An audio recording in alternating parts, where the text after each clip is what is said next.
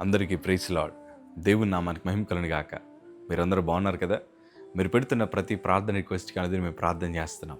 మా ఆశ అంతా ఒకటే, ఎక్కడైతే మీరు తృణీకరించబడ్డారో, ఎక్కడైతే ఓడిపోయారో, ఎక్కడైతే అవమానించబడ్డారో అదే స్థలాల్లో నా ప్రభు మీ అందరిని హెచ్చించబోతున్నారు.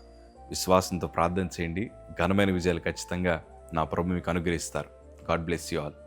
ఈరోజు సేవకుడిగా నా అనుభవంతో మీతో ఒక మాట పంచుకుంటాను. ఎంత క్లిష్టమైన పరిస్థితి వచ్చినా, ఎలాంటి అపాయకరమైన పరిస్థితుల మధ్య మీరు నడుస్తున్నా ఎన్నడూ భయపడొద్దు, ఎన్నడూ వెనుతిరగొద్దు. ఎందుకో తెలుసా?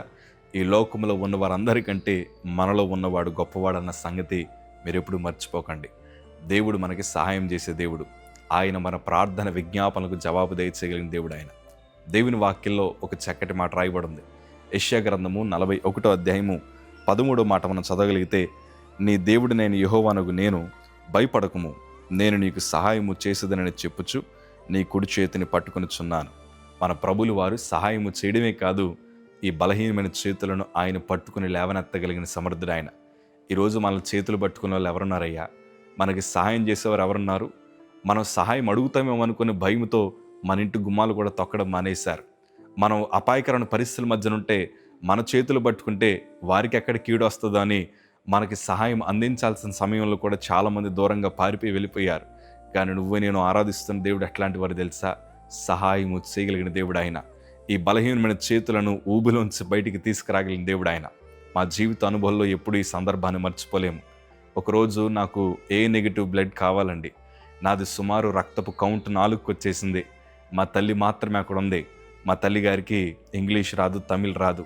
మా తల్లిగారు చేతులు చాపి ఎంతోమందిని అడగడం నేను విన్నాను. అయ్యా, నా కొడుకు చావు బ్రతుకులో ఉన్నాడు, రక్తం ఎవరైనా దానం చేసేవారు ఉంటే ఉండయ్యా, నేను ఎంత డబ్బులు కావాలని మీకు ఇస్తానని మా తల్లి ఏడుస్తూ తిరగడం నేను చూశానయ్యా. కానీ బాధతో చెప్తున్నాను, ఏ ఒక్కరూ మాకు సాయం చేయలేదు. మా తల్లి మోకాల మీద ఉండి ప్రభు సన్నిధిలో ప్రార్థించింది, దేవా, నా కొడుకు చనిపోయే స్థితిలో ఉన్నాడు, ఎవరన్నా సహాయానికి పంపు ప్రభా, ఏ ఒక్కరు మమ్మల్ని ఆదరించట్లేదయ్యా.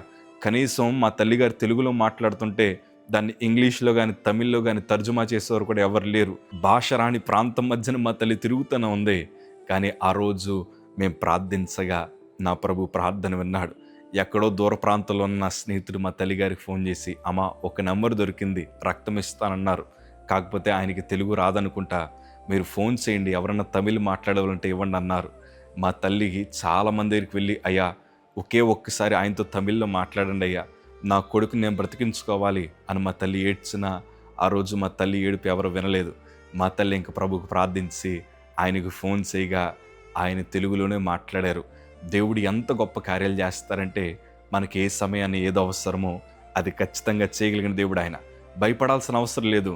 మా తల్లి ఆయనతో మాట్లాడిన తర్వాత 40 కిలోమీటర్ల ప్రయాణం చేసి ఆ రోజు రాత్రి నా పేరు కనుక్కొని, నా రూమ్ నెంబర్ కనుక్కొని ఆయన నాకు రక్తం ఇచ్చారు. గొప్ప విషయం ఏంటంటే, ఒక ప్యాకెట్టే కాదు, మించుమించు 3 రక్తపు ప్యాకెట్లను దేవుడు అమర్చారు. చక్కటి వైద్యం ఆ రోజు జరిగింది. దేవుడిని ఎంత మహింపరచామంటే, ఎవరు మా పక్షాన లేకపోయినా, ఎవరు మా తరపున మాట్లాడకపోయినా, ప్రార్థన విజ్ఞాపనలు ఆలకించగలిగిన దేవుడు నువ్వు ఉన్నావు కాబట్టే మేము ధైర్యంగా ఉన్నాం ప్రభా అని ప్రభుని కనపరిచాం. ఆ రోజే కదయ్యా, ఎప్పటికీ మేము ధైర్యంగా బ్రతుకుతున్నామంటే గల కారణమంతా ఒకటే, మన ప్రభులు వారు ప్రార్థనలకు సమాధానం దయచేయగలిగిన దేవుడు. ఈరోజు నువ్వు ఎన్నో ఇబ్బందుల మధ్యన వెళ్తున్నావు, ఎవరు సాయం చేయట్లేదు కదా. ఈరోజు ఎన్నో క్లిష్టమైన పరిస్థితుల్లో నువ్వు నీ కుటుంబం పోరాడుతున్నారు, ఏ ఒక్కరిని ఆదరించట్లేదు కదా. అందుకే ఎవరు లేరని భయపడిపోతున్నావేమో. కానీ భయపడాల్సిన అవసరం లేదయ్యా. నీకు సహాయం చేసే దేవుడు ఒక ఆయన ఉన్నారు. నువ్వు ఊబిలో కురుకుపోతుంటే నీ చేతులు పట్టుకుని పైకి తీసుకురాగలిగిన సమర్థుడు ఒకరున్నారు. ఆయన ఎవరో కాదు, మనం ఆరాధిస్తున్న నజరేయుడైన యేసు ప్రభులు వారు. ప్రార్థన మానకండి, భయపడకండి, విశ్వాసంతో అడుగులు ముందుకేయండి, ఘనమైన విజయాలు చూస్తారు. God bless you.